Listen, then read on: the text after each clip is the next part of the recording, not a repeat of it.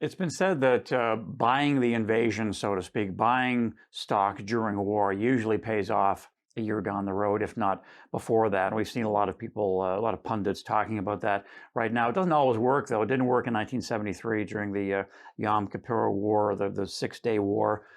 So every time is different, as we said. Is this different this time?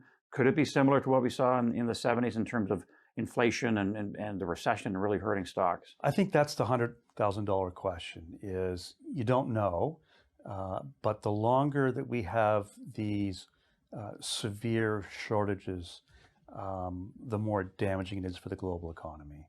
You know, we're just coming out of a pandemic, which was really a major world war in many respects.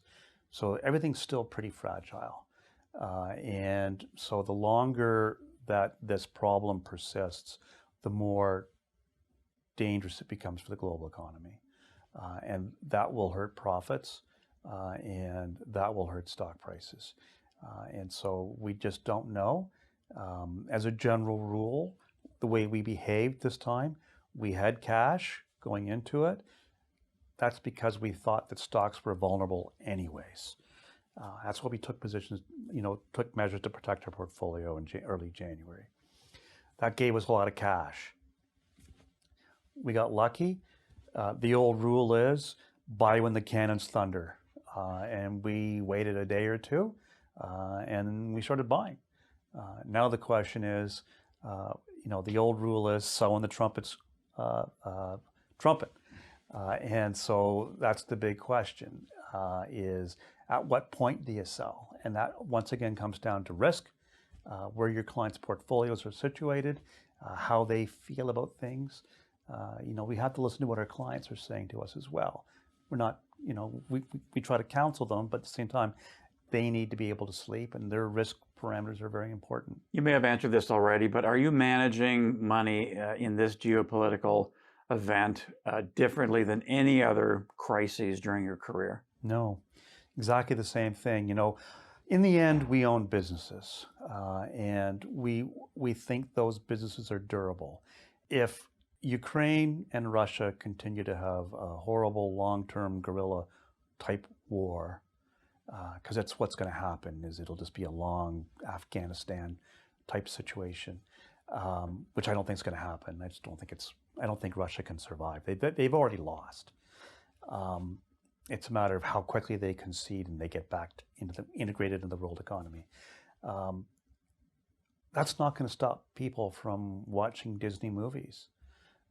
It's not going to stop Microsoft. Russia just isn't all that important from a global economic perspective. It's smaller than the Canadian economy in terms of the overall world economy. It just doesn't matter. It's headline news. It's creating dislocations in food and in energy and in some commodity markets. But the market will solve for those kinds of things. There's an old rule that says, the best cure for high prices is high prices. And you've taken about 4 million barrels of oil off the market. Okay, so we got to find 4 million barrels of oil somewhere. Well, it might take a little bit of time, but 1.5 million of those 4 million barrels, they go to China. So we've already sort of helped solve the problem. What I can't understand is why do the Americans go to Venezuela to try to get their Venezuelan oil when they won't even approve a pipeline to cross our border and ship the oil to them? It's the Americans, they stun me these days. It's incredible. That's a good question.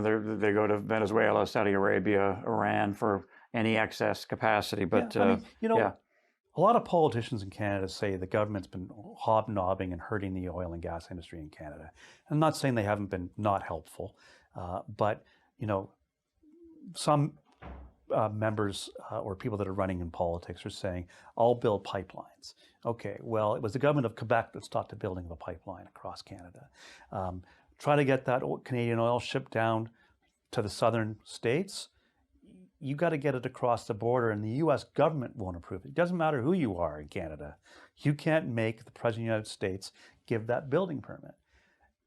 We could be shipping so much more oil to the United States. We're their biggest trading partner, and they have their head firmly planted in some dark hole somewhere, going down into Venezuela. It's It's stunning. Lastly, what's and we're getting at a conjecture here, but what's your head telling you? What's your gut telling you? Long war, short war. We see a headline one morning that Putin's been assassinated, but long term, are we seeing a changing of the world order as we knew it? And if so, what does that do for you as a money manager? What does that mean? It's interesting. We did a video a little while ago about the deglobalization of the globe, and to some extent, that is happening. But what we're seeing right now is actually a bit of that reinvigoration of the multinational business again, stretching its muscles and exercising its might in the global perspective, which I think is really pretty cool. I think the war's over, basically. I think Putin lost. I think that he is in big doo-doo with his own people. They will decide his fate, as every dictator's fate has been solved in the same manner. They increasingly have a smaller and smaller circle. The issue is, how quickly does that happen? Is it in 2 weeks? At the pace it's going, I don't think he survives long. His country is collapsing. And I've been saying this since the very first, when he actually did it, that he's in big trouble. He's made a colossal mistake. And the more that he gets shut down, the shorter his political career is, to be generous. You said on a call, and this is the last question or comment, I think you said it or JJ said it, that Putin's biggest fear is winding up in a ditch with a bullet in his head. That's where he's going. Yeah? Yep, I think so. How do we know that that's how he thinks? Or is it just like any other authoritarian figure? Well, every leader of every country, to varying degrees of intensity, has a lot of security around them. Everything I hear and see is this guy's got an incredibly large amount of security around him, with very, very loyal people. Saddam Hussein had the Republican Guards. The President of the United States has the Secret Service.